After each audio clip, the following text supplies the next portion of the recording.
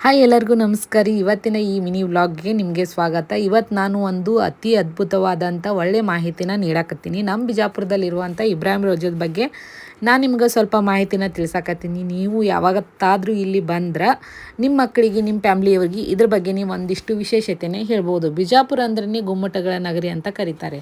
ಇಲ್ಲಿ ಆಳಿದಂಥ ಆದಿಲ್ ಶಾಹಿ ಸುಲ್ತಾನರು ತಮ್ಮದೇ ಸಮಾಧಿಗಾಗಿ ಭವ್ಯವಾದ ಅತ್ಯದ್ಭುತವಾದ ಸ್ಮಾರಕಗಳನ್ನು ನಿರ್ಮಿಸಿದ್ದಾರೆ. ಇದರಲ್ಲಿ ಇಬ್ರಾಹಿಂ ರೋಜಾ ಕೂಡ ಒಂದು. ಹಾಯ್ ಫ್ರೆಂಡ್ಸ್, ನಾವು ನಮ್ಮ ಬಿಜಾಪುರಕ್ಕೆ ಬಂದೀವ್ರಿ. ನಮ್ಮ ಬಿಜಾಪುರದ ಸ್ಪೆಷಲ್ ಯಾವ್ಯಾವ ಪ್ಲೇಸ್ಗಳದಾವ ಅಂತಂದ ನಿಮಗೆ ತೋರಿಸ್ತೀವಿ. ಬರ್ರಿ ಬಿಜಾಪುರ ನೋಡಕತ್ರೆ ಅಂತ. ಬಿಜಾಪುರದ ಪ್ಲೇಸ್ಗಳು ನೋಡಕತ್ರೆ ಫ್ರೆಂಡ್ಸ್.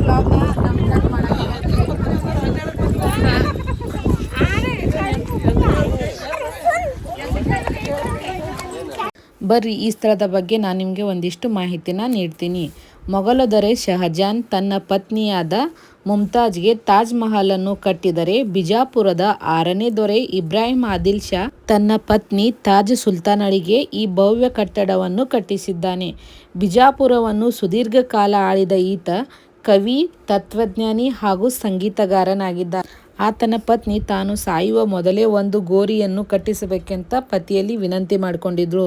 ಪತ್ನಿಯ ಆಸೆಯಂತೆ 12 ವರ್ಷಗಳ ಕಾಲ ಸುದೀರ್ಘ ಪರಿಶ್ರಮದಿಂದ ಈ ಕಟ್ಟಡ ನಿರ್ಮಾಣ ಆಗ್ತೈತಿ 1626ರಲ್ಲಿ. ಆದರೆ ರಾಣಿಗಿಂತ ರಾಜನೇ ಮೊದಲು ತೀರಿಕೊಳ್ಳುತ್ತಾನೆ. ಆದ್ದರಿಂದ ಆತನನ್ನು ಅದರಲ್ಲಿಯೇ ಸಮಾಧಿ ಮಾಡಿ ಅದಕ್ಕೆ ಇಬ್ರಾಹಿಂ ರೋಜಾ ಅಂತ ಹೇಳ್ಕಿಸಿಂದ್ರ ಹೆಸರಿಡ್ತಾರ. ಇಬ್ರಾಹಿಂ ಸುಲ್ತಾನ್ ಏನು ಸತ್ತಿರ್ತಾನಲ್ಲ, ಅವರನ್ನ ಅಲ್ಲೇ ಸಮಾಧಿ ಮಾಡಿ ಅದಕ್ಕೆ ಇಬ್ರಾಹಿಂ ರೋಜಾ ಅಂತ ಹೇಳಿ ಹೆಸರಿಡ್ತಾರ. ರಾಜನ ಹೆಸರನ್ನೇ ಈ ಕಟ್ಟಡಕ್ಕೆ ಇಡುತ್ತಾರೆ.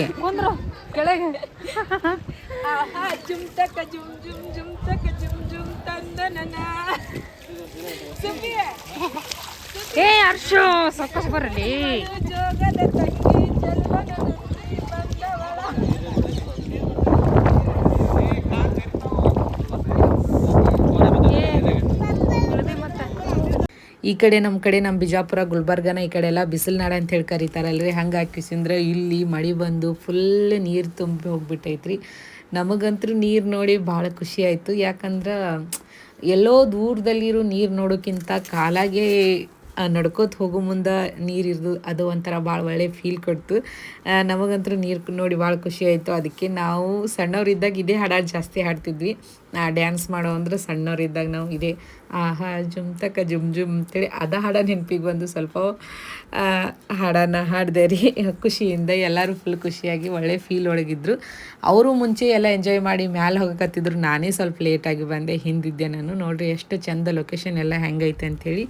ಇದ್ರ ಬಗ್ಗೆ ಹಂಗೆ ಸ್ವಲ್ಪ ಮುಂದೆ ಮಾಹಿತಿನ ತಿಳಿಸ್ಕೊತ ಹೋಗ್ತೀನಿ ರೀ. ನೀವು ಮಿಸ್ ಮಾಡದೆ ಲೊಕೇಶನ್ನ ನೋಡಿರಿ. ಈ ಸ್ಥಳ ಹೆಂಗೈತಿ, ಎಷ್ಟು ಸುಂದರವಾಗಿ ಐತಿ ಅನ್ನೋದು ಕಣ್ಣು ತುಂಬ್ಕೊರಿ.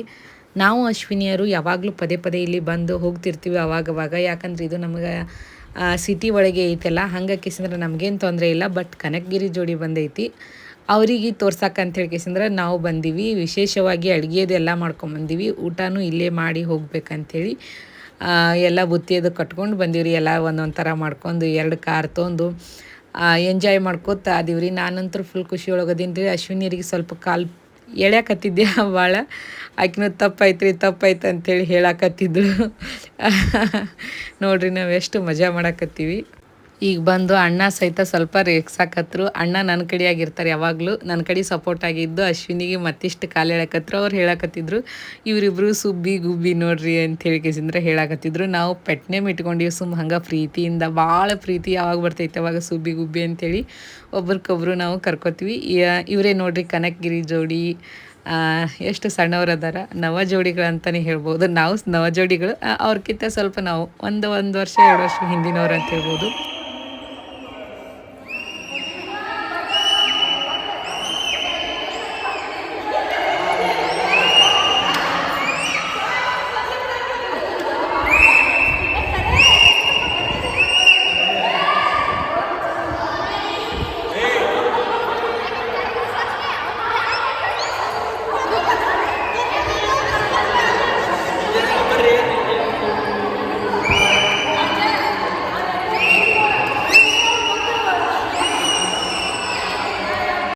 ಈಗೇನು ನೋಡಕತ್ತೀರಲ್ಲ ಇವೇ ಸಮಾಧಿಗಳು. 8 ವರ್ಷಗಳ ನಂತರ ತೀರಿಕೊಂಡ ತಾಜ್ ಸುಲ್ತಾನ್ ಅಂದ್ರೆ ಗಂಡ ಸತ್ತ 8 ವರ್ಷಗಳ ನಂತರ ತಾಜ್ ಸುಲ್ತಾನ್ ತೀರ್ಕೊಳ್ತಾರೆ. ಹಾಗೂ ಅವ್ರ ಮಕ್ಕಳ ಸಮಾಧಿ ಕೂಡ ಇದರಲ್ಲೇ ಐತಿ. ಅಂದ್ರೆ ಗಂಡ ಹೆಂಡತಿ ಅವರ 3 ಜನ ಮಕ್ಕಳದು ಸಮಾಧಿ ಇಲ್ಲೇ ಐತಿ ನೋಡ್ರಿ. ಇದೆ ಈಗೇನು ನಾವು ನಿಂತೀವಲ್ಲ ಇಲ್ಲೇ ಇರುವ ಸಮಾಧಿಗಳು ಅವೇ.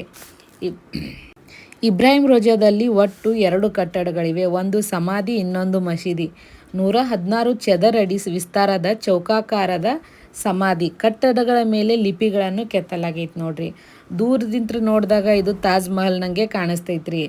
ಮತ್ತು ಮೂಲಗಳ ಪ್ರಕಾರ ತಾಜ್ ಮಹಲ್ ಕಟ್ಟಡಕ್ಕೆ ಈ ಕಟ್ಟಡವೇ ಸ್ಫೂರ್ತಿ ಅಂತ ಹೇಳ್ತಾರ್ರಿ. ನನಗೆ ತಿಳಿದಂಥ ಒಂದಿಷ್ಟು ಮಾಹಿತಿನ ನಾನು ನಿಮ್ಮ ಜೊತೆ ಶೇರ್ ಮಾಡ್ಕೊಂಡಿದ್ದೀನಿ. ಇಲ್ಲಿ ತನಕ ನಾನು ವಿಡಿಯೋ ನೋಡಿದ್ದಕ್ಕೆ ಎಲ್ಲರಿಗೂ ಥ್ಯಾಂಕ್ ಯು ಸೋ ಮಚ್. ನೀವು ಇನ್ನೂ ನನ್ನ ಚಾನಲ್ನ ಸಬ್ಸ್ಕ್ರೈಬ್ ಮಾಡದೆ ನೋಡ್ತಿದ್ರೆ ದಯವಿಟ್ಟು ನನ್ನ ಯೂಟ್ಯೂಬ್ ಚಾನಲ್ನ ಸಬ್ಸ್ಕ್ರೈಬ್ ಮಾಡಿ, ವಿಡಿಯೋನ ಲೈಕ್ ಮಾಡಿ, ಕಮೆಂಟ್ ಮಾಡೋದನ್ನು ಮರಿಬೇಡಿ. ಹೀಗೆ ನಿಮ್ಮ ಪ್ರೀತಿ ವಿಶ್ವಾಸ ಯಾವಾಗಲೂ ನಮ್ಮ ಮೇಲಿರಲಿ ಅಂತ ಹೇಳಿ ಕೇಳ್ಕೊತೀನಿ. ಬಾಯ್ ಬಾಯ್.